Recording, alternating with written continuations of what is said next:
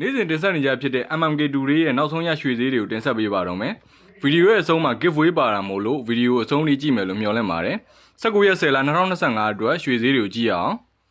16ပဲရင်မှာဆိုရင်88သိန်း5000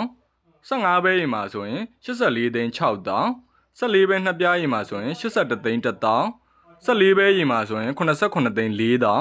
73ပဲရင်မှာဆိုရင်83သိန်း9000 12ပဲရင်မှာဆိုရင်66သိန်း3000 17ပဲရင်မှာဆိုရင်59သိန်းနဲ့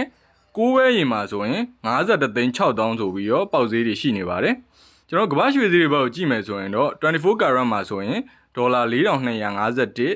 22 carat မှာဆိုရင်ဒေါ်လာ3890 21 carat မှာဆိုရင်ဒေါ်လာ3920နဲ့18 carat မှာဆိုရင်တော့ဒေါ်လာ3188ဆိုပြီးတော့အသီးသီးပေါက်ဈေးတွေရှိနေပါတယ်ကျွန်တော်ရဲ့ရွှေဈေးဗီဒီယိုတွေတိုင်းမှာမိတ်ဆွေတို့ဝင်ရောက်ကန်ဆန်းနိုင်မယ်ဂိမ်းအစီအစဉ်လေးတစ်ခုကိုထည့်သွင်းထားပါတယ်ဂိမ်းကတော့ရန်ယူရှင်းပါတယ်